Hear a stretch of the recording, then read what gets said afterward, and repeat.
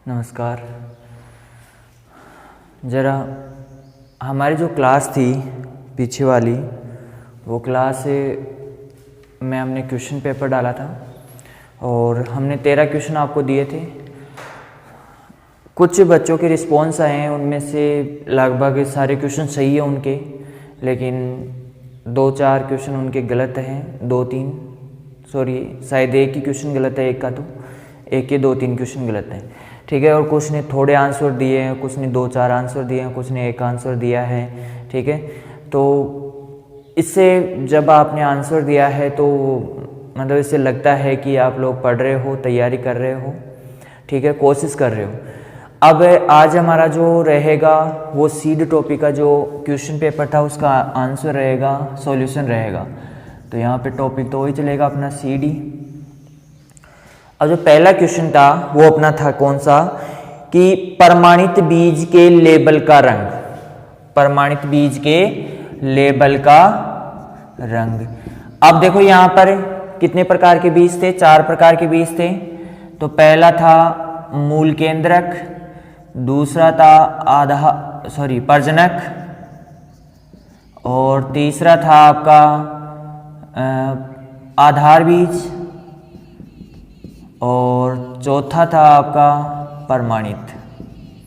इन 4 में देख लेते हैं हम। मूल केंद्रक न्यूक्लियस सीड, प्रजनक ब्रीडर सीड, आधार फाउंडेशन सीड, और प्रमाणित सर्टिफाइड बीज। क्लियर।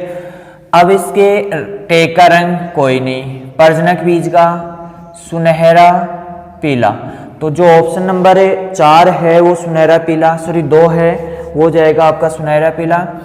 और इसके बाद में पीला है, उसमें ऑप्शन पीला डाला है, आधार का क्या हो जाएगा, सफ़ेद हो जाएगा। तो ऑप्शन नंबर आपका 3 हो जाएगा जो सफ़ेद के लिए। और प्रमाणित बीज, प्रमाणित बीज का यहाँ पर टेक का रंग होता है कि कौन सा होता है, नीला होता है। क्लियर है, नीला। तो इस प्रकार यहाँ पर ऑप्शन बने थे और ऑप्शन के आधार पर आपको आंसर देना था। जिसने नीला किया है उसका आंसर बिल्कुल सही है। फिर इसके बाद में अगला है आपका पीली क्रांति किससे क्षेत्र से संबंधित है। अब पीली क्रांति, पीली, अब मैंने आपको बताया था कि पीला है तो पीला पीले क्या चीज़ें होती है, तेल होता है पीला, देखो कलर देखना, सरसों के तेल होता है उसका पीला रंग होता है, तारा मीरा का तेल होता है उसका भी पीला रंग होता है, सोयाबीन का तेल होता है उसका भी हल्का पीला होता है। ठीक है, तो पीली क्रांति, और उनके दानों का रंग भी लगभग पीला पीला सा होता है, थोड़ा गहरा लाल हो सकता है, गहरा पीला हो सकता है। ठीक है, इस प्रकार से तो पीला होता है। तो यहाँ पर पीली क्रांति किससे, तिलहन उत्पादन से या तेल संबंधी उत्पादन से, किससे आएगा, तेल संबंधी। अब यहाँ पर दलहन, दलहन, और इसके बाद में अनाज और फल। क्लियर है। तो यहाँ पर आगे देखते हैं, ब्रीडर द्वारा बढ़ोतरी तथा सप्लाई किए गए बीज को कहा जाता है। यहाँ पर ध्यान रखना, ब्रीडर सीड। तो यहाँ पर ब्रीडर सीड किसे कहते हैं, तो ब्रीडर सीड कहते हैं प्रजनक, और प्रजनक द्वारा सप्लाई किया गया, मतलब ब्रीडर सीड के द्वारा, मतलब ब्रीडर के द्वारा, प्रजनक के द्वारा जो उगाया गया बीज होता है उसे ब्रीडर सीड कहते हैं। और प्रजनक द्वारा उगाया गया बीज क्या कहलाएगा, आधार बीज कहलाएगा। क्या कहलाएगा रे, आधार बीज कहलाएगा। देखो यहाँ पर सोच समझ के आपको आंसर देना है, क्वेश्चन को ध्यान से पढ़ना है। क्या कह रहा है, ब्रीडर द्वारा बढ़ोतरी तथा सप्लाई के लिए, सप्लाई किए गए बीज को कहा जाता है। अब सप्लाई, ब्रीडर स्वयं अपने बीज को थोड़ी सप्लाई करेगा, वो क्या करेगा, प्रयोगशाला से जो भी बीज उत्पाद न्यूक्लियस आधार बीज होगा उसको लेगा और वहां पर वो क्या करेगा, उसको आगे सप्लाई करेगा। तो सबसे पहले यहाँ पर मूल केंद्रक बीज, कौन सा बीज बनेगा, मूल केंद्रक बीज। फिर इसके बाद में प्रजनक बीज आएगा, और फिर इसके बाद में कौन सा जाएगा, आधार बीज आएगा। ठीक है, तो यहाँ पर ब्रीडर द्वारा उत्पादित और सप्लाई किए गए बीज को अब यहाँ पर क्या कहेंगे, आधार बीज कहेंगे। क्वेश्चन कैसे भी पूछा जा सकता है। ये क्वेश्चन आपका आया था कौन सी, 2006 में आया था। इसके बाद में जो अगला क्वेश्चन था आपका, बीज का किस वनस्पति के रूप में परिभाषित किया गया है, बीज को किस वनस्पति के रूप में परिभाषित किया गया है। तो यहाँ पर ऑप्शन था परिपक्व अंडाशय, परिपक्व एंडोस्पर्म, परिपक्व भ्रूण और परिपक्व बीजांड। तो यहाँ पर ऑप्शन जो बीज है वो परिपक्व बीजांड हो जाएगा। क्या हो जाएगा? परिपक्व परिपक्व, परिपक्व क्या हो जाएगा, ऑप्शन नंबर आपका हो जाएगा 2। परिपक्व बीजांड क्या कहलाएगा, यहाँ पर बीज कहलाएगा। परिपक्व बीजांड क्या कहलाएगा, बीज कहलाएगा। ये कौन सा है, वनस्पति का भाग है, एक पादप का, क्लियर है। फिर इसके बाद में हम बात करते हैं, यदि हम अंडाशय की बात करते हैं, यहाँ पर अंडाशय, अंडाशय किसे कहते हैं, तो अंडाशय क्या होता है कि यदि परिभाषा हम बात करें कि फल की परिभाषा बात करें तो परिपक्व अंडाशय को क्या कहते हैं, फल कहते हैं। परिपक्व अंडाशय को क्या कहते हैं, फल कहते हैं। तो यहाँ पर फल का हो जाएगा अंडाशय। अंडाशय क्या होता है, पूरा ये फूल वाला पूरा जो पार्ट होता है, नीचे वाला जो अंदर पार्ट होता है, इसके पत्तियां होती है, ये पुंके से निकले होते हैं। तो ये बीच वाला जो मुख्य भाग होता है, ये क्या कहलाता है, आपका अंडाशय कहलाता है, जिसमें भ्रूण, भ्रूणपोष, ठीक है, ये सारी चीजें आती है इसमें कवरिंग, ठीक है। इसके बाद में आपका एंडोस्पर्म। एंडोस्पर्म का मतलब क्या होता है, मतलब आंतरिक जो भाग होता है, स्पर्म होता है, इसका कहने का मतलब जो आपका नर वाला पार्ट होता है वो क्या कहलाता है, एंडोस्पर्म कहलाता है। फिर इसके बाद में हम बात करते हैं भ्रूण। भ्रूण निषेचन होने के बाद में क्या बनता है, भ्रूण बनता है। टेट्राजोलियम प्रेक्षण किसके लिए किया जाता है, टेट्राजोलियम प्रेक्षण किसके लिए किया जाता है, तो अब हमने पढ़ा था टेट्राजोलियम जो प्रेक्षण है, टेट्राजोलियम प्रेक्षण। अब टेट्राजोलियम प्रेक्षण के लिए ऑप्शन दे रखे हैं यहाँ पर, बीज अंकुरण के लिए। क्या बीज अंकुरण के लिए हम टेट्राजोलियम प्रेक्षण करते हैं, नहीं। टेट्राजोलियम प्रेक्षण कैसे करते हैं, यहाँ पर 2,3,5 टेट्राजोलियम क्लोराइड या क्या लेते हैं, देखो यहाँ पर 2,3,5 टेट्राजोलियम क्लोराइड या ब्रोमाइड लेते हैं। तो क्लोराइड या ब्रोमाइड लेते हैं तो यहाँ पर इसके द्वारा जो जीवित बीजों का रंग होता है वो चेंज हो जाता है, और कैसा हो जाता है, लाल या गुलाबी हो जाता है। कैसा हो जाता है, लाल या गुलाबी हो जाता है। तो जीवित बीजों का रंग वो चेंज होता है यहाँ पर। और एक हमने पढ़ा था यहाँ पर पोटेशियम परमैंगनेट प्रेक्षण पढ़ा था, टेस्ट पढ़ा था, KMnO4 के मर्त बीजों का रंग कैसा हो जाता है, बैंगनी हो जाता है वहां पर, ठीक है। तो वो चीज अलग है। तो यहाँ पर क्वेश्चन क्या पूछा गया है, टेट्राजोलियम। तो यहाँ पर ये प्रेक्षण है बीजों की जीवन क्षमता ज्ञात करने का होता है प्रेक्षण, ठीक है। तो यहाँ पर बीज की जीवन क्षमता, तीसरा ऑप्शन आपका सही रहेगा।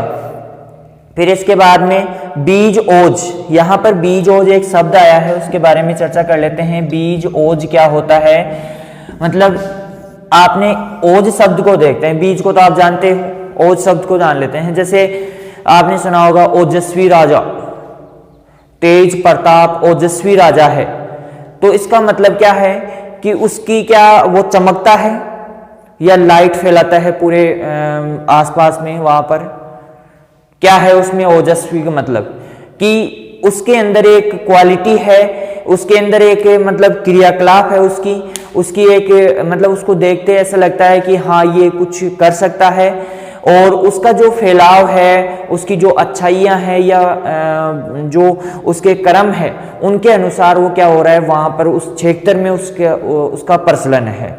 तो उसका प्रचलन है अब किस क्षेत्र में, कुछ जो राजा महाराजा होते हैं वो कला संस्कृति में क्या करते हैं, निपुण होते हैं, बहुत अच्छे कलाकार होते हैं, और कुछ जो राजा होते हैं वो युद्ध में माहिर होते हैं, कुछ राजा होते हैं वो निर्माण में माहिर होते हैं। तो इसी प्रकार उनका अलग अलग ओजस्वी होता है, उनका अलग अलग क्या होता है, क्षेत्र होता है। अब ओजस का मतलब समझ गए, ओज का मतलब समझ गए कि उसकी जो क्वालिटी है, क्या है, क्वालिटी है, वो प्रदर्शित कैसे हो रही है, ठीक है। तो यहाँ पर बीज ओज का मतलब बीज के स्वास्थ्य से, क्रियात्मक और आनुवांशिक स्वास्थ्य से है। यहाँ पर बीज अच्छा, चमकदार, अच्छे रंग वाला, रंग खराब नहीं होना चाहिए, अब आपने देखा होगा कि कुछ बीज होते हैं जो आपके घर पे मिलते हैं और जो आप बाजार से खरीद कर लाते हो, उन्नत किस्मों के बीज खरीद कर लाते हो, उन दोनों को देखना एक बार। आप देखोगे तो उनके दानों में डिफरेंस दिखाई देगा और डिफरेंस भी बहुत ज़्यादा दिखाई देगा। जो आप दाने बाजार से लेके आते हो या बीज जो आप बाजार से खरीद कर लाते हो वो चमकदार रहेंगे, एक समान आकार के रहेंगे, एक समान गुणवत्ता रहेगी, आनुवांशिक शुद्धता, भौतिक शुद्धता, कचरा वचरा नहीं मिलेगा उसके अंदर, ठीक है। इस प्रकार से तो वो कौन से बीज ओज वाले, ओज अधिकतम रहेगा उनका, जबकि आपके जो घर पे बीज है कटे फटे मिलेंगे, उनमें कचरा मिलेगा, धूल मिट्टी कंकड़ पत्थर आदि मिल जाएंगे, खरपतवारों के बीज मिल जाएंगे। इसी प्रकार से आपके यदि हम बात करें तो उनके अंदर विभिन्न प्रकार की अशुद्धियां मिलेगी और कुछ बीज मोटे कुछ पतले मिलेंगे, आपको एक समान आकार नहीं मिलेगा, तो उनका बीज ओज क्या है, कमजोर है। तो बीज ओज का मतलब समझ गए होंगे आप लोग। फिर इसके बाद में अगला है आपका बीज सुसुप्तावस्था के बारे में मैंने बता दिया था। बीज अंकुरण प्रतिष्ठा ज्ञात करने के लिए हमारे पास अलग टेस्ट होता है। अब आप बात करते हैं बीजोपचार के लिए सामान्यतः थायरम का उपयोग किस दर से करते हैं। ये 2015 में क्वेश्चन आया था और बीजोपचार के लिए थायरम यहाँ पर आया था, एक शब्द आया यहाँ पर सामान्यतः आते ही आपको सब कुछ भूल जाना है। इसमें ये कहना चाह रहा है कि हम कवकनाशियों का प्रयोग कितनी मात्रा में करते हैं, ये समझना है आपको। यहाँ पर मैंने जब क्वेश्चन डाला था तब भी मैंने बताया था कि यहाँ पर सामान्यतः शब्द आया, सामान्यतः का मतलब सामान्य रूप से हम कवकनाशियों का उपयोग कितनी मात्रा में करते हैं। मैंने आपको ऑप्शन दिया था यहाँ पर 2 ग्राम प्रति किलोग्राम की दर से, तो आपको बीज की दर से आपको आंसर सही रहेगा और सारे आंसर गलत। अब चाहे से आपको कोई सी भी एनसीईआरटी की बुक हो, चाहे से किसी भी बुक आरबीएससी की बुक हो, या फिर आपकी जेट की कंपटीशन के एग्जाम की बुक हो, या फिर किसी की भी एग्जाम हो, या कि कोई सी भी बुक हो, तो वहाँ पर यदि आपको ऑप्शन यहाँ पर इस प्रकार से मिलता है, जैसे मान लो थायरम। अब थायरम तो ये तो दिया है इसने ये थायरम इसीलिए डाला है कि आप घूम जाओ और आंसर गलत दे दो। अब मेरे पास जो आंसर आए उसमें 1 ग्राम प्रति किलोग्राम बीज की दर से आया है। अब 1 ग्राम प्रति किलोग्राम बीज की दर से, या तो इसने मेरी क्लास नहीं देखी, या फिर हो सकता है कि इसने कहीं पर पढ़ रखा हो, तो इन्होंने जो आंसर दिया है वो बिल्कुल ही गलत है। यह आंसर बिल्कुल ही गलत है। यहाँ पर क्वेश्चन को ध्यान से पढ़ना है। देखो, ध्यान से देखो क्वेश्चन को। बीजोपचार के लिए सामान्यतः थायरम का उपयोग किस दर से करते हैं। अब यहाँ पर सोचने वाली बात है कि बीजोपचार के लिए सामान्यतः जो शब्द आया है, बीजोपचार के लिए सामान्यतः जो शब्द आया है वो सामान्यतः शब्द ही आपके लिए यहाँ पर एक स्पेशल है। ये समानता का मतलब कह रहा है कि सामान्य रूप से कितनी ग्राम मात्रा, तो यहाँ पर थायरम का कोई रोल नहीं है। थायरम का आप कितनी मात्रा में प्रयोग करो उससे कोई मतलब नहीं है। हमें ध्यान रखना है यहाँ पर कि कवकनाशी का कितनी, तो यहाँ पर क्या आएगा 2 ग्राम प्रति किलोग्राम की दर से। हाँ, जिसने भी ये आंसर देने की कोशिश की है उसका मैं समझ सकता हूँ कि उसने मेहनत की है, पढ़ रहा है वो लगातार, और गलतियाँ हमसे होती रहेगी। जब तक हम गलतियाँ नहीं करेंगे सुधरेंगे नहीं। हम जितनी अधिक गलतियाँ करते हैं उतना ही हमें सुधार होता है, हमें एक नई चीज़ सीखने को मिलती है। क्लियर है? तो इससे उदास मत होना कि हमारा एक क्वेश्चन गलत हो गया। नहीं, एक क्वेश्चन गलत नहीं हुआ है, आपने एक क्वेश्चन नया सीखा है यहाँ पर। क्लियर? ठीक है। इसके बाद में हम बात करते हैं सामान्य रूप से, अगला क्वेश्चन है, सामान्य रूप से वाणिज्यिक खेती के लिए किसानों को दिया जाता है। अब फिर क्वेश्चन खतरनाक तरीका का आ गया कि सामान्य रूप से वाणिज्यिक खेती के लिए, सामान्य रूप से वाणिज्यिक खेती के लिए किसानों को दिया जाता है। अब किसानों को क्या दिया जाता है? संशय क्वेश्चन के अंदर क्या है? वाणिज्यिक खेती के लिए किसानों को दिया जाता है। क्वेश्चन लिख रहा हूं मैं, वाणिज्यिक खेती के लिए किसानों को दिया जाता है, किसानों को दिया जाता है। अब क्या दिया जाता है ये पता नहीं है। अब ऑप्शन हम पढ़ेंगे तब पता चलेगा कि क्या कहना चाह रहा है, क्या पूछना चाह रहा है। अब आप क्वेश्चन पढ़ते ही घबराना मत, जब तक आप पूरा क्वेश्चन ध्यान से पढ़ लो, पढ़ने के बाद में उसके ऑप्शन पढ़ो और उसके बाद में आपको सोचना है कि ये किससे संबंधित है और कौन सा इसका आंसर सही होगा।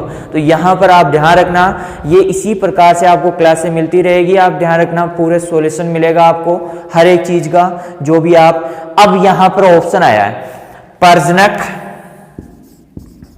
पर्जनक बीज, दूसरा ऑप्शन है आपका ये ए और ये बी, दूसरा है नाभिक बीज, तीसरा ऑप्शन है आपका, कौन सा है तीसरा, आधारी बीज,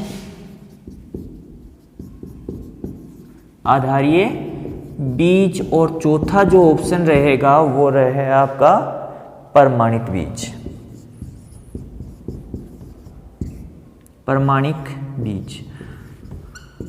अब देखो क्या आ रहा है क्या नहीं आ रहा है, आपको ध्यान रखना है। यहाँ पर ऑप्शन आते ही प्रजनक बीज आया है तो बीज के बारे में पूछ रहा है। अब हमने बीज को अच्छे से पढ़ रखा है, तो बीज के बारे में प्रजनक बीज है, नाभिकीय बीज है, आधारी बीज है और प्रमाणिक बीज है। तो यहाँ पर 4 प्रकार के बीज दे रखे हैं। अब आपको देखना है कि वाणिज्यिक मतलब है किसके लिए, मतलब आर्थिक लाभ कमाने के लिए। अब वाणिज्यिक कौन कृषि करता है, किसान करता है। क्या फैक्ट्रियां करती है? नहीं, फैक्ट्रियां तो नहीं, किसमें किसानों के लिए उत्पन्न करती है। तो यहाँ पर किसानों को दिया जाता है, इसका मतलब किसानों को कौन सा बीज उपलब्ध करवाया जाता है।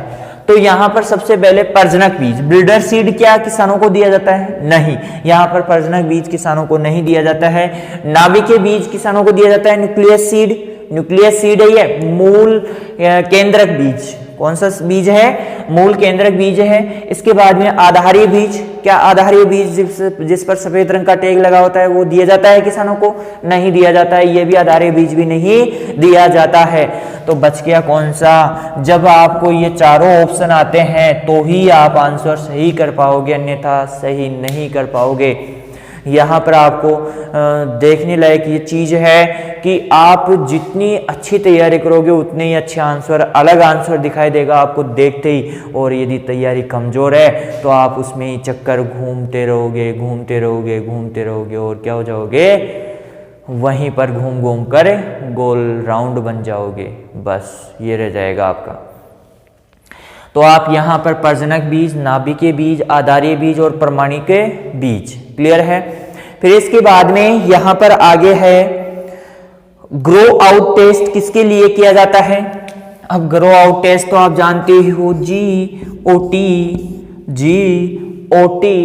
Grow out test. और इसके लिए ऑप्शन दिया था मैंने, भौतिक सुत्ता, अनुवांशिक सुत्ता, सुसुप्तावस्था और पृथक्करण दूरी। तो ग्रो आउट टेस्ट अनुवांशिक सुत्ता के लिए किया जाता है, क्लियर है, ये मैंने बता ही दिया था आपको।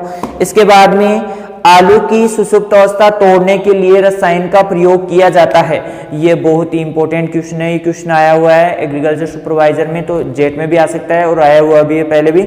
यहाँ पर MH ऑप्शन दे रखा है, आलू की सुसुप्तावस्था पहला ऑप्शन A, दूसरा है B, ABA, और तीसरा है C24D और चौथा है वो है थायोयूरिया। अब यहां पर आपको ध्यान रखना है कि जो मेलिक, इसका फुल फॉर्म है मेलिक हाइड्रोजाइड। हम हार्मोन्स के बारे में पढ़ेंगे, वो बाद में पढ़ेंगे थोड़ा, क्योंकि मेलिक हाइड्रोजाइड, जो मेलिक हाइड्रोजाइड है, इस हार्मोन का प्रयोग हम प्याज के भंडारण में सुसुप्त अवस्था उत्पन्न करने के लिए करते हैं, न कि तोड़ने के लिए। किसका? मेलिक हाइड्रोजाइड का। किसके भंडारण में? प्याज के।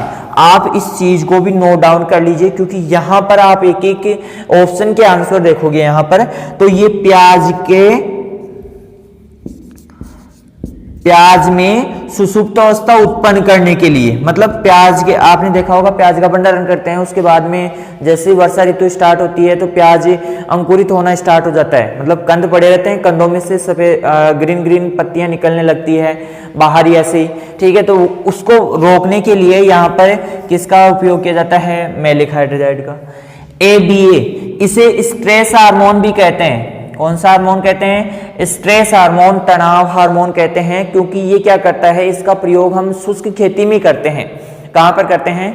शुष्क खेती में करते हैं। शुष्क खेती में इसका उपयोग किया जाता है कि जहाँ पर पानी की कमी होती है वहाँ पर क्या करते हैं, जैसे ही पानी की कमी होती है हम क्या करते हैं, पौधों के ऊपर ABA का छिड़काव कर देते हैं, ताकि ये एब्सिसिक परत का निर्माण करके क्या करते हैं, पत्तियों को झाड़ देते हैं। तो पत्तियों को झाड़ने के लिए या हम कृत्रिम रूप से पौधे को स्ट्रेस देते हैं, तनाव देते हैं। तो तनाव वाला हार्मोन कौन सा हो गया? ABA हो गया। यहाँ पर आप एक एक चीज को नोट कीजिए और इसको आराम से पढ़िए, आपका सिलेक्शन श्योर हो जाएगा। क्लियर है? इसके बाद में 2,4-D यदि हम इसका 20 ppm से 20 ppm, अब आप सोचोगे ppm क्या आ गया? पार्ट्स पर मिलियन, ये इकाई है इसकी। जैसे हम किलोग्राम, ग्राम, मिलीग्राम ऐसे करते हैं, तो ये भी क्या है? इकाई है, पार्ट्स पर मिलियन, यानी कि एक पार्ट है मिलियन में एक पार्ट है, पार्ट्स पर मिलियन इसकी फुल फॉर्म है। तो 20 ppm से यदि कम रहता है मात्रा 2,4-D, तो यह हार्मोन्स की तरह कार्य करता है और फल फूलों के लिए कार्य करता है। और यदि 20 ppm से ज्यादा हो जाता है तो ये किसके रूप में काम करता है? शाकनाशी हर्बिसाइड, शाकनाशी के रूप में। ये चीजें भी हम पढ़ाएंगे आपको।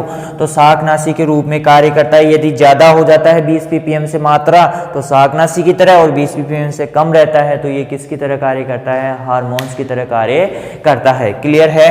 फिर इसके बाद में आगे आया जाता है थाई-यूरिया, और थाई-यूरिया के 1% घोल का प्रयोग किया जाता है किसमें? आलू की सुसुप्त अवस्था तोड़ने में। किसमें रे? सुसुप्त अवस्था तोड़ने में इसका प्रयोग किया जाता है। क्लियर है? अगला क्वेश्चन है आपके लिए, आलू की सुसुप्त अवस्था होगी संकुल मक्का में बीजोत्पादन के लिए। अब कौन सी मक्का आ गई? संकुल मक्का। देखते हैं क्या है क्या नहीं है। संकुल मक्का में बीजोत्पादन के लिए, तो कौन सी मक्का? संकुल। एक थी संकर मक्का, संकुल और मक्का।